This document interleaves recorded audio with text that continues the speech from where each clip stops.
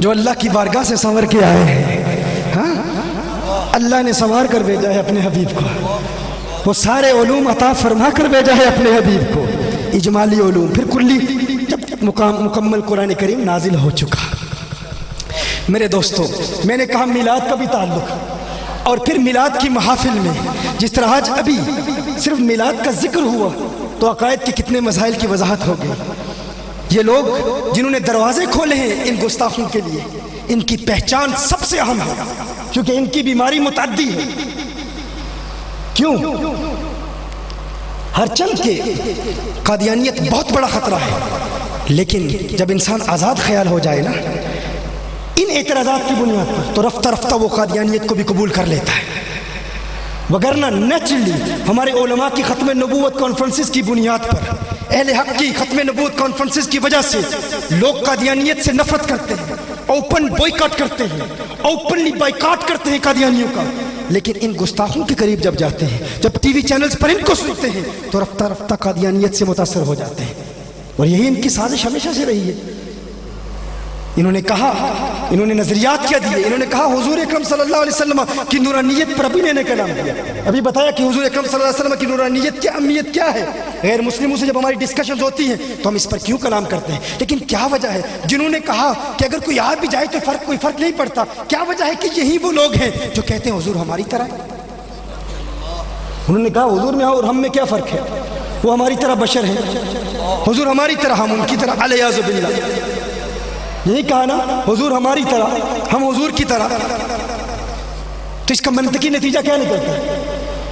اگر کوئی کہے حضور میری طرح، میں حضور کی طرح، پھر وہ سوچے گا کہ نبی میری طرح، میں نبی کی طرح، مجھ جیسے انسان تو روز پیدا ہوتے ہیں، تو نبی بھی روز پیدا ہو سکتے ہیں۔ کتنی خطرناک بات ہے۔ اگر کوئی کہے نبی میری طرح، میں نبی کی طرح، اس کے ذہن میں خیال پیدا ہوگا اگر نبی میری طرح، میں نبی کی طرح، مجھ جیسے انسان تو روز پیدا ہوتے ہیں، تو لاجیکل انالیسس کریں، منطقی نتیجہ نکالیں، تو وہ فوراً قبول کر لے گا نا، وہ میری طرح، میں ان کی طرح، مجھ جیسے لوگ تو روز پیدا ہوتے ہیں، تو نبی بھی روز پیدا ہو سکتے ہیں۔ اسی لیے ہم کہتے ہیں کہ نادان انسان پہلے اس عقیدے کی تنقیح کر لے تو اپنے آپ سے پوچھ سوال کر کہ تو نبی کی طرح کیسے ہے؟ آخر کس اعتبار سے تو حضور اکرم صلی اللہ علیہ وسلم کی طرح ہے؟ اپنی ذات کو دیکھ، اپنی عبادات کو دیکھ، اپنے کلمات کو دیکھ، اپنے انداز زندگی کو دیکھ، آخر کس طرح تو حضور کی طرح ہے؟ تو اپنی عبادات کو دیکھ، اپنے عقائد کو دیکھ، تیرا تو کلمہ بھی حضور کے کلمے کی طرح نہیں ہے۔ تو کلمہ پڑھتا ہے کیسے پڑھتا ہے؟ تو کلمہ پڑھتا ہے لا الہ الا اللہ محمد الرسول اللہ صلی اللہ علیہ وسلم، اللہ کے سوا کوئی عبادت کے لائق نہیں اور محمد اللہ کے رسول ہیں۔ اور نبی کریم صلی اللہ علیہ وسلم کلمہ پڑھتے ہیں، کیسے کلمہ پڑھتے ہیں؟ نبی کریم پڑھتے ہیں لا الہ الا اللہ انا رسول اللہ، تو کہتا ہے اللہ کے سوا کوئی عبادت کے لائق نہیں اور محمد اللہ کے رسول ہیں۔ حضور کلمہ پڑھتے ہیں اللہ کے سوا کوئی عبادت کے لائق نہیں اور میں اللہ کا رسول ہوں۔ تیرا کلمہ حضور کے کلمے کی طرح نہیں، تو حضور کی طرح کیسے ہو سکتا ہے؟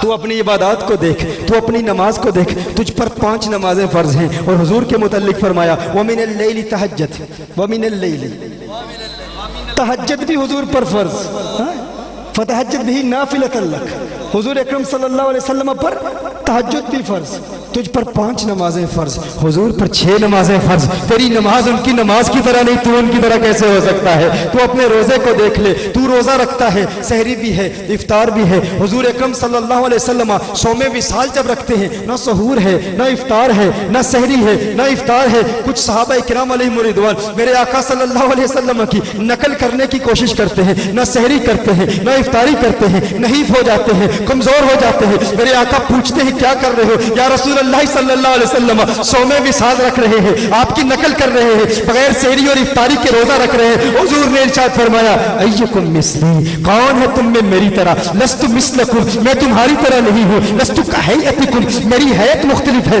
میں تمہاری طرح نہیں، تم میری طرح نہیں۔ میں کہتا ہوں یہ حدیث بخاری اور مسلم کی حدیث ہے۔ حضور نے صحابہ سے فرمایا ہے صحابہ تم میری طرح نہیں، میں تمہاری طرح نہیں، تم میری نقل کرتے ہو، تم میری طرح کیسے ہو سکتے ہو؟ میں کہتا ہوں میرے نادان بھائی تو کہتا ہے تو حضور کی طرح، حضور تیری طرح، تو روزہ رکھتا ہے، سحری بھی ہے، افطار بھی ہے، حضور صوم وصال رکھتے ہیں، نہ سحری ہے نہ افطار ہے، میرے آقا کا روزہ تیرے روزے کی طرح نہیں، تو حضور کی طرح کیسے ہو سکتا ہے؟ تو آگے بڑھتا چلا جا، تو اپنی زکوٰۃ کو دیکھ لے، زکوٰۃ تو دیتا ہے نا، اگر تجھ پر زکوٰۃ فرض ہو جائے، مالک نصاب بن جائے تو تو زکوٰۃ دیتا ہے، میرے آقا زکوٰۃ دیتے، حضور پر زکوٰۃ فرض ہی نہیں ہے۔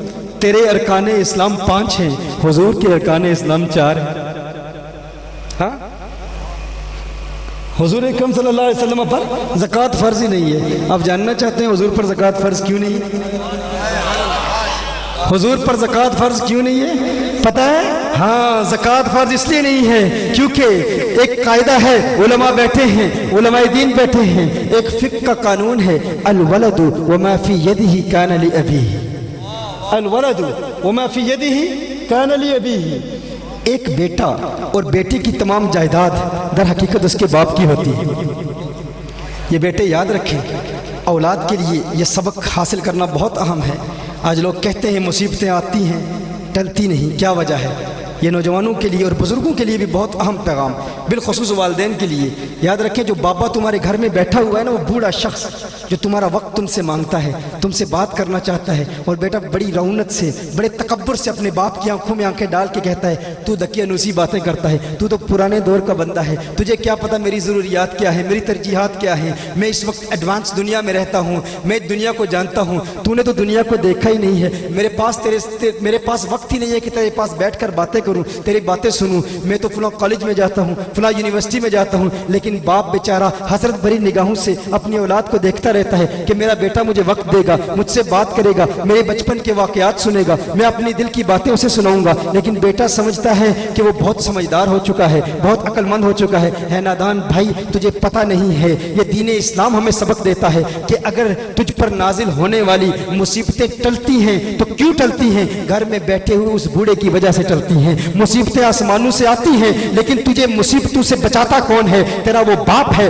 تیری وہ بوڑھی ماں ہے جو حسرت بھری نگاہوں سے تجھے دیکھتی رہتی ہے کہ میرا باپ، میرا بیٹا میرے پاس آئے گا، میری دل کی باتیں سنے گا، پیار بھری باتیں سنے گا، لیکن تیرے پاس وقت نہیں ہے۔ مجھے ایک دوست نے کہا ایک وقت تھا کہ مصیبتیں آتی تھی ٹل جاتی تھی، ایک مثال دی، کہا ایک مرتبہ پولیس نے مجھ پر کیس کیا اور پولیس مجھے گرفتار کرنے کے لیے میرے گھر آ رہی تھی، لیکن میں حیران ہوں کہ پولیس اسٹیشن سے فون آ گیا اور پولیس کو روک لیا گیا۔ کہا ایک مرتبہ میں بینک رپسی کا شکار ہونے والا تھا، مکمل طور پر بینک رپٹ ہونے والا تھا، میری ساری جائیداد برباد ہو جاتی، لیکن اچانک کچھ ایسا واقعہ ہوا کہ میری جائیداد مل گئی۔ کہا ایک مرتبہ ایک بہت بڑے گینگسٹرز تھے، بڑے بدمعاش تھے اپنے علاقے کے، ان سے میرا جھگڑا ہوا، وہ مجھے قتل کر دیتے، لیکن اللہ کی قدرت کا ایسا ظہور ہوا کہ میں بچ گیا۔ کہا لیکن ایسا ہوتا تھا ماضی میں، مصیبتیں آتی تھی ٹل جاتی تھی، لیکن اب بات سمجھ نہیں آتی، اب مصیبتیں آتی ہیں ٹلنے کا نام نہیں لیتی، جو مصیبت آتی ہے اس کے بعد اس سے بھی بڑی، اس کے بعد اس سے بھی بڑی۔ میں نے پوچھا بتا یہ کس دور کا واقعہ ہے جب مصیبتیں آتی ہیں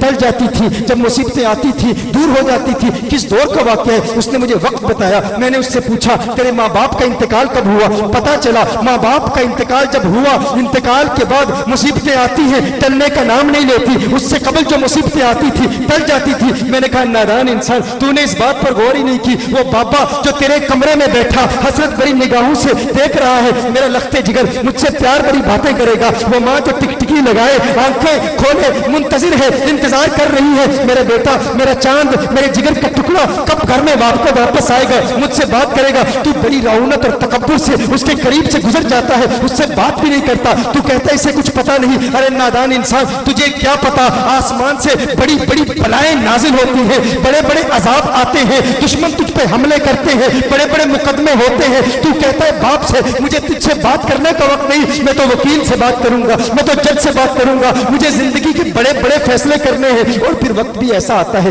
بوڑھوں میں ضد بھی ہوتی ہے، بچوں کی عادتیں بھی ہوتی ہیں، بابا 10 سال سے وہی پرانی باتیں ریپیٹ کر رہا ہے، انسان تنگ آ جاتا ہے، انسان کہتا ہے اس بوڑھے شخص کے ساتھ بات کرنے کا کیا فائدہ، یہ تو وہی باتیں 10 سال سے وہی باتیں کہہ رہا ہے، جو رٹی رٹائی باتیں اس کے ذہن میں آ گئی ہیں، مجھے تو اور فیصلے کرنے ہیں، اپنے ادراک و شعور اور اپنے عقل اور اپنے فہم اور اپنی عقل اور آگہی اور علم و شعور کی بنیادوں پر میرے زندگی کے فیصلے کرنے ہیں، یہ تو غیر معقول بات ہے، بار بار ریپیٹ کرتا رہتا ہے، اس کے پاس وقت برباد کرنے کا فائدہ کیا؟ نادان انسان، تجھے پتہ نہیں اسلام کا مزاج کیا ہے، دین کا مزاج کیا ہے۔ ہمارا دین تو ہمیں یہ بتاتا ہے کہ اگر تو اپنے باپ کے پاس بیٹھ کر ایک نوجوان اپنے بوڑھے باپ سے باتیں کرے اس نیت سے کہ باپ کے لبوں پر تبسم کی کھلکھلاہٹ آ جائے، باپ کے